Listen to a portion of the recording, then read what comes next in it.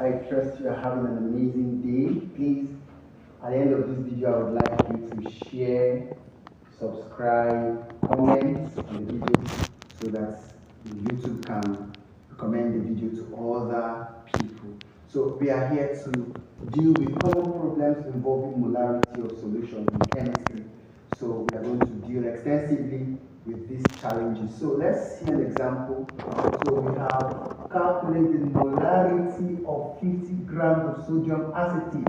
This sodium acetate dissolved in 250 centimeter cube of water at a negligible temperature. And then here are the molecular masses of these individual atoms that make up sodium acetate. So here we go. Anytime you have questions involving issues like this, we write out the parameters. The first thing we have here is the mass. The mass is 50 grams. 50 grams. Then we have the volume. We have the volume to be 250 centimeters cube. Now we have to do justice to this unit. Whenever we are calculating issues like this, we convert the volume from centimeter cube to decimeter cube. So we divide by 1000 in order to do that. And by the time we divide 250 by 1000, we have 0.25 dm cube. And so the next thing we have here is to ascertain the molar mass of sodium acetate. So sodium acetate is CH3 COONA. So, and the individual masses were given. So, how many carbon atoms do we have? We have 2 carbon atoms in sodium acetate. So, we have the molar mass, which is carbon is 2. We have 12 times 2 plus. We have oxygen here is 2. We have 16 times 2 plus. We have 3 atoms of hydrogen here. We have 1 times 3 plus.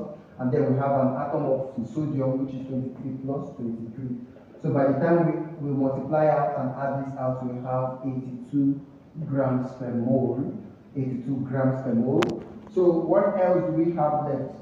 We were asked to find the molarity.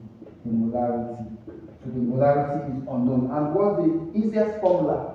So we have one of the formula for number of moles is mass divided by the molar mass. So the mass divided by the molar mass. And then another formula for the number of moles is molarity. Molarity multiplied by the volume in dm cube. So the volume must be in dm cube. So what do we do next? The reacting mass given to us in the question was 50 grams. We already etched it out here. So we have 50 divided by the molar mass, which is 82 to be equal to the molarity is unknown, let's call it x, multiplied by the volume in dm cube, which we got to be 0.25. So by the time we will make x subject of the formula and cross multiply, we'll have 50 divided by 82. 50 divided by 82, we have, okay, let me break it down. 50 divided by 82 will have 0.6097, which is equal to x multiplied by 0.25 will have 0.25x. So in order to make, please let me write it here. So in order to make x subject of the formula, we divide both sides by 0.25. So we end up having x to be equal to 0.6097 divided by 0.25. By the time you do that, you now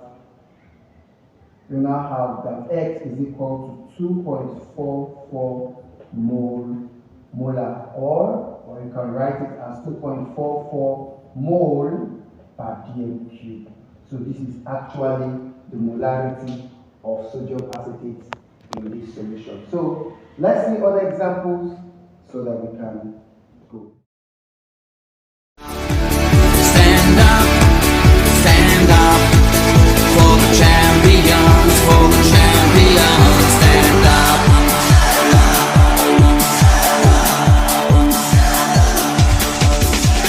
Here we go, it's getting close. Alright, let's see another example. The second example is how many grams, whenever you hear grams, know that they're asking about the mass. How many grams are there in 0.5 molar? Automatically that tells you of molarity. Molar solution of sodium hydroxide in 600 cm cube of the solution. So how do we do this? Well, first of all, write out the parameters. Like I said in the previous example, we have the mass is unknown. That's what we're looking for. And then the volume is what? 600 centimeters cube. And I told you that if you want to work, we can't work with centimeter cube. Rather, we are working with liters or decimeter cube. So in order to convert this to liters or dm cube, we divide by 1,000. So if we divide 600 by 1,000, we have 0.6 dm cube. And so we have the molarity to be equal to 0.5 molar, and then finally the molar mass. So if you check, we usually have 4 parameters necessary in order to take on this kind of challenges: mass, volume, molarity, and molar mass. So the molar mass of sodium hydroxide, by the time you calculate sodium hydroxide, 23 plus 16 plus 1, you will have 40 grams per mole. 40 grams per mole. So now let us check the interplay. Remember that I told you that the formula is usually mass divided by the molar mass to be equal to molarity multiplied by the volume, and the volume must be in dm cube. The volume must be in dm cube. So the mass is unknown, let's call it x. The molar mass we obtain is 40. To be equal to the molarity is 0.5 multiplied by the volume. The volume is 0.6. So we now have, if we make a subject of formula, we cross multiply, we have 40 going to make these other guys. 40 multiplied by 0.5 multiplied by 0.6. When you do that, you have 40 multiplied by 0.5 multiplied by 0.6, you will have 12 grams. So automatically it means that there are 12 grams of sodium hydroxide in that molar concentration. So please, we beg on, you can put your questions in the comment section. If there is anything you want us to address, please do write it, notify us on our comment section. We will get your problem solved. So please do like, share, comment on our videos so that you can get to see more videos, and then so that YouTube can recommend these videos to other viewers. Thank you, and have a lovely day. See you on the next. My name is Mr. Okafo. I am the director of Laughing Gas Tutorial Academy. Alright, sir, please, what do you have to say to other students who are not part of this program? Oh, well, for students that are not part of this program, I wouldn't say much. I want you to just take a look at what other students are saying. It's chemistry, physics, and maths. Because of this Laughing Gas, I will really testify it has been of help, of very good help to me. And don't forget, don't be left out, please. Do you think students that are not part of this program are missing out? Actually, they are missing out.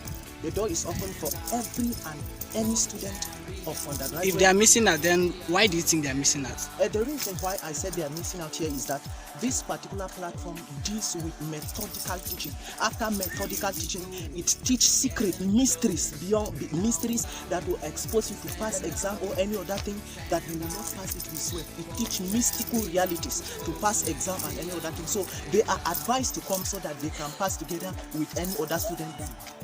Alright, so please, ahead of this tutorial going on in your school, how do you think, how has this tutorial been effective to you? The tutorial encourages students to be best among their peers. It helps in overcoming the challenges, be it in class or in place of assignments. Do you think students that are not here are really missing out in this tutorial? A whole lot. I would say they're really missing out because, trust me, if you're not properly informed, you're informed. And Lafingas has actually helped us, like, has actually been of great help in the sense that we learn a lot. So definitely, if you're not here as an undergraduate, you're actually missing out, especially for sciences, health sciences, Other department, right? other departments. Yeah. Do you think this life in gas tutorial you're attending, has it affected you positively or not? This laughing gas tutorial affected me positively because they have skills, and now I will say that laughing gas tutorial is my fundamental rock that built me up in playing of figures in such a way where I will encounter figures in chemistry, physics, math. I will deal with them. I will stand saying I'm like a calculator dealing with math. Wow. Throughout the experience of laughing gas tutorial. Coming in the tutorial, discovered so many things that if not for the tutorial, I wouldn't have known. So I've learned so much from the tutorial. Alright, thank you. Alright, sir, can you please tell us what is the mission statement about this life in gas tutorial? Alright, thank you very much. Laughing Gas Tutorial Academy is a platform, an academic platform that aims to raise visionary leaders academically all over the Federation and in Africa and then the globe. So our aim is to see that this decadence that is afflicting our academic sector is breached and to a great extent eradicated.